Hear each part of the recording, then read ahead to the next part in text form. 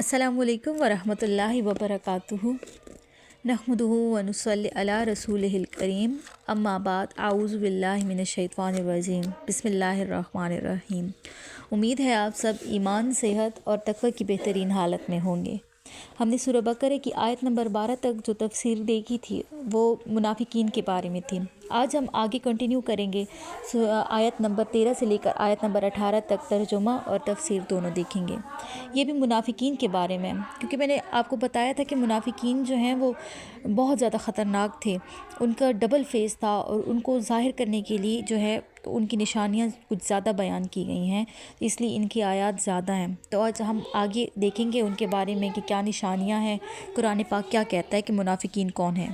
اپنے سبق کا آغاز ہم آج آیت نمبر 13 سے کریں گے، اور آیت نمبر 13 ہے وَإِذَا قِيلَ، اور جب کہا جاتا ہے لہم ان کو، آمینو کے ایمان لاؤ، کما جیسا آمن ایمان لائے، الناسو لوگ، تو قالو وہ کہتے ہیں انؤمنو کیا ہم ایمان لائیں، کما جیسا آمن السفہاء ایمان لائے بے وقوف لوگ، الا خبردار رہو، انہم بے شک وہ، ہم السفہاء وہی ہیں بے وقوف لوگ، ولکن اور لیکن نہیں، یعلمون وہ جانتے۔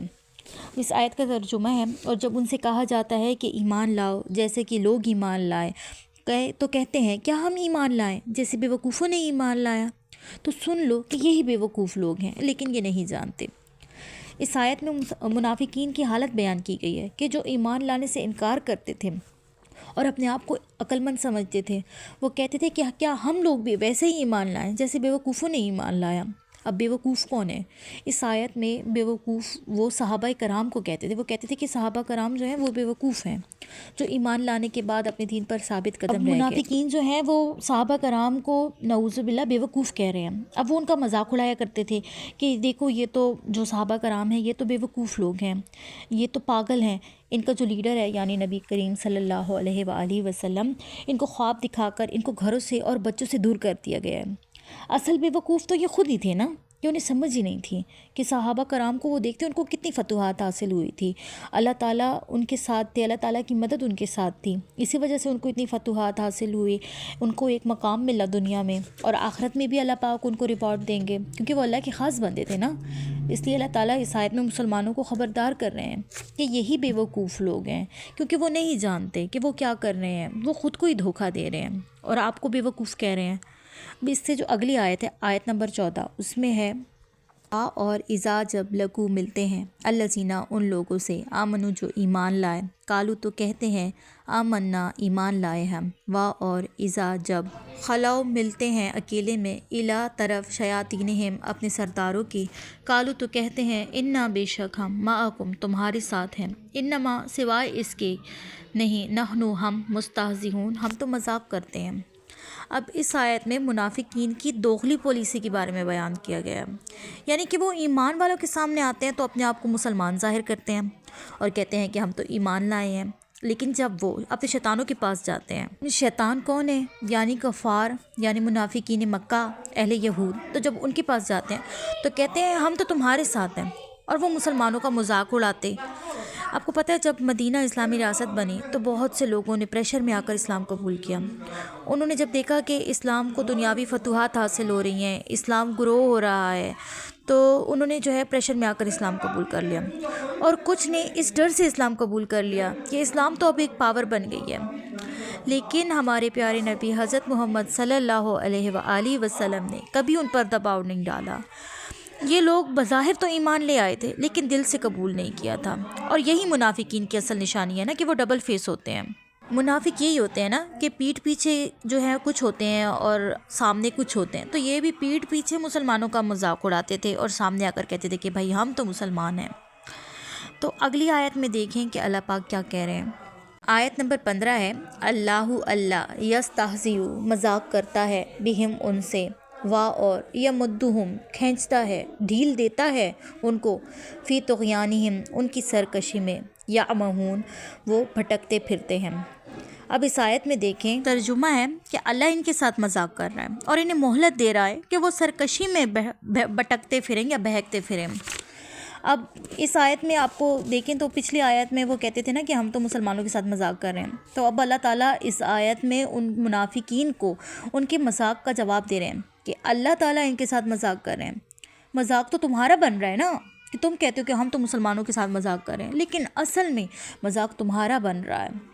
یہ تو تمہیں پتہ چل جائے گا نا قیامت والے دن، اور اس دنیا میں بھی اور آخرت میں بھی، کہ یہ ان کے لیے سزا ہے کہ اللہ تعالیٰ انہیں مہلت دے رہے ہیں کہ وہ اپنی سرکشی میں بھٹکتے پھریں۔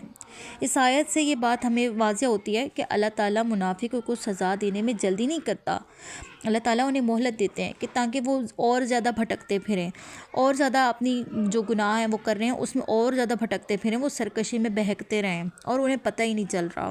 اس سے بڑی سزا کیا ہو سکتی ہے۔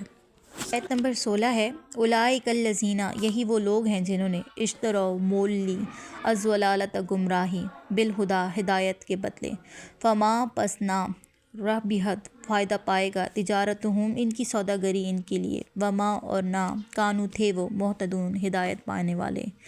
اب اس آیت کا ترجمہ ہے، یہ وہ لوگ ہیں جنہوں نے ہدایت کے بدلے گمراہی خرید لیں تو ان کی تجارت نے انہیں کوئی فائدہ نہ دیا اور نہ وہ ہدایت پانے والے ہیں۔ اس آیت میں منافقوں کی حالت بیان کی گئی ہے کہ جنہوں نے ایمان کے بدلے کفر کو ترجیح دی، تو اللہ تعالیٰ فرماتے ہیں کہ یہ لوگ گمراہی کو ہدایت کے بدلے خرید رہے ہیں، یعنی یہی وہ لوگ ہیں جو ایمان کو چھوڑ کر کفر کو اپناتے ہیں۔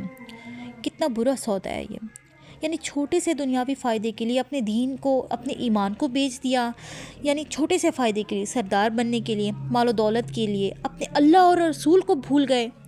آج اگر ہم اپنا محاسبہ کریں نا تو یہ آیت ہم لوگوں پر بھی فٹ بیٹھتی ہے۔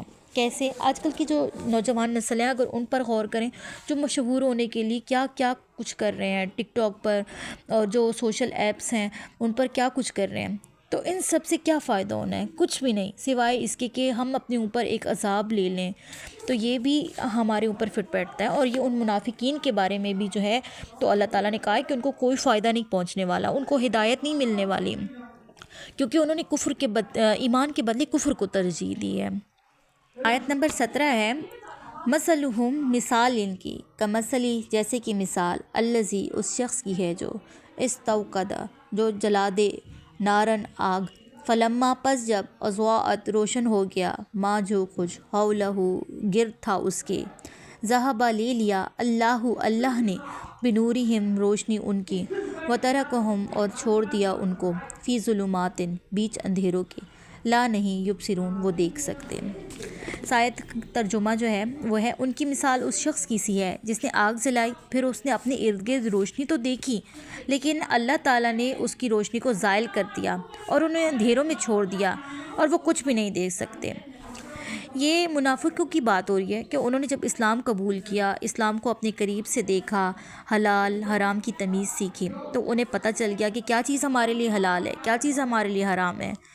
تو یہ آگ جو ہے نا، یہ اس چیز کی طرح ہے، یعنی اسلام کی طرح ہے کہ ایک دم اندھیرے سے نکل کر وہ روشنی کی طرف آ گئے، تو ان پر ہر ایک چیز واضح ہو گئی، اور پتہ چل گیا کہ یہی اسلام جو ہے یہ فلسفہ حیات ہے۔ ان کی زندگی میں روشنی تو آئی، لیکن اللہ تعالیٰ نے ان سے وہ نور لے لیا۔ کیوں؟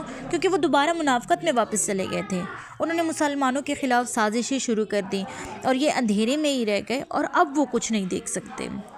یعنی وہ جو روشنی ان کے دلوں میں اسلام کے لیے جو باتیں ان کے ذہن میں تھی، وہ ساری واپس چلی گئی۔ کیوں؟ کیونکہ وہ منافقت کی طرف مڑ گئے تھے نا، تو ان کو کچھ بھی نظر نہیں آنے والا، جو صحیح ہے جو غلط ہے ان کو کچھ بھی نہیں سمجھ آنے والا، اب وہ اسی روش پہ رہیں گے۔ اگلی آیت میں ہے، سمن، بہرے ہیں، بکمن، گونگے ہیں، عمیٌ، اندھے ہیں، فہم، پس وہ، لا، نہیں، یرجعون، پھر آتے، یعنی وہ بے سمجھ ہیں، بے زبان ہیں، اندھے ہیں، پس وہ نہیں لوٹیں گے۔